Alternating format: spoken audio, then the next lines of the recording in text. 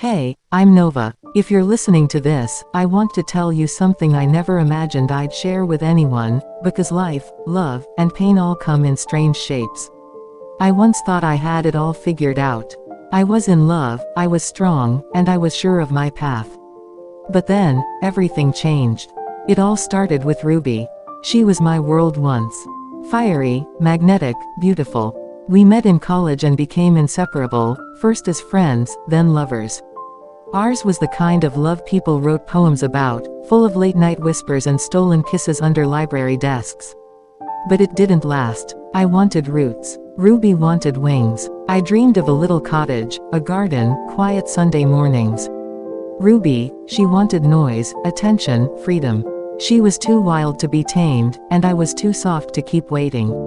So we broke up. It wasn't messy, not really. Just quiet heartbreak. A few tears, a hug that lingered, and promises to stay in touch that faded like autumn leaves. Years passed. I healed. At least, I thought I did. I focused on work, friendships, myself. I still had a piece of Ruby in me, though, tucked away in the corners of my heart like an old love letter. Then one day, I saw it. Ruby got married. The headline popped up on my feed like a punch to the gut. There she was, glowing, confident, in a red silk dress, standing next to a much younger woman. The caption read, "Fashion icon Ruby marries rising star Maya." My heart did a strange thing. Not jealousy, not anger, just confusion. Maya. I recognized her. She was a new actress making waves in the scene. Stunning. Barely 25. Ruby was almost 32. The internet called them power couple goals. I felt something tight curl inside me. Was I just a stepping stone?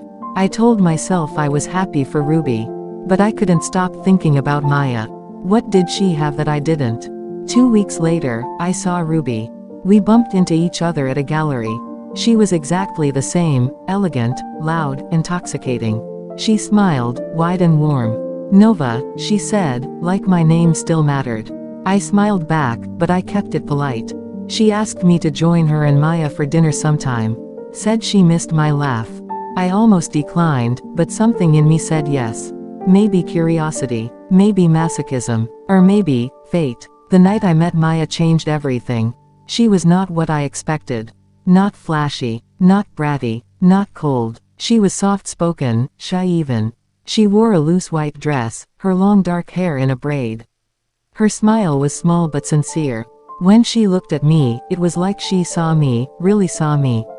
Ruby introduced us like a hostess, Nova, my oldest flame. Maya, my brightest one.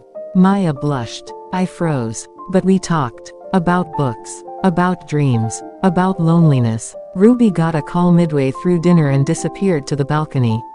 Maya and I were left alone, sipping wine and laughing at bad art on the walls. She said, "You loved her deeply, didn't you?"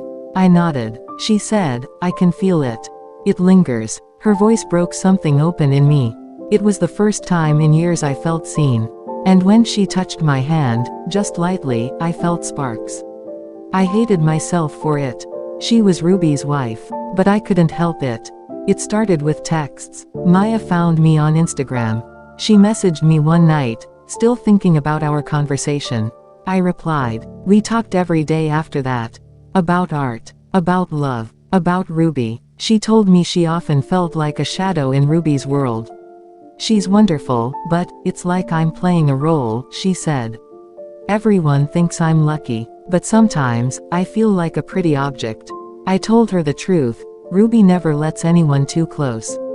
We bonded in our shared understanding. And then, the messages turned warmer. One night, she sent, "I dreamed of you last night. You kissed me in a field of lavender." I stared at my screen for 5 minutes before typing, "And did you like it?" Her reply, "I woke up wanting more." That was the beginning. Our first kiss was a mistake. At least, that's what we told ourselves. It happened on a rainy Tuesday. We'd agreed to meet for coffee, as friends. She wore a pale blue sweater, her hair down, eyes tired. We talked for hours. When it was time to go, we stood under my umbrella. She said, "I shouldn't have come." I said, "Then why did you?" She didn't answer. I stepped closer. The rain fell harder. And she kissed me. Slow, desperate, beautiful. When we pulled apart, she whispered, "This is wrong." But her eyes said otherwise.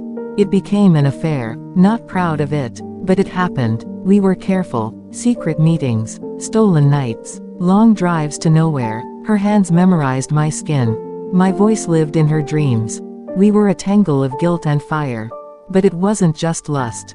She told me about her childhood. About her fear of being forgotten.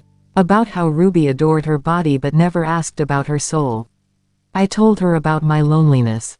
About how Ruby once made me feel whole. About how that same Ruby now belonged to someone else. We became each other's escape. But feelings grew too fast. I was falling in love. And she was too. Then Ruby found out. It was bound to happen. Maya left her phone on the kitchen table. Ruby saw the messages, the photos, the "I miss you" texts. The playlist I made her. The lavender-scented scarf she left at my place.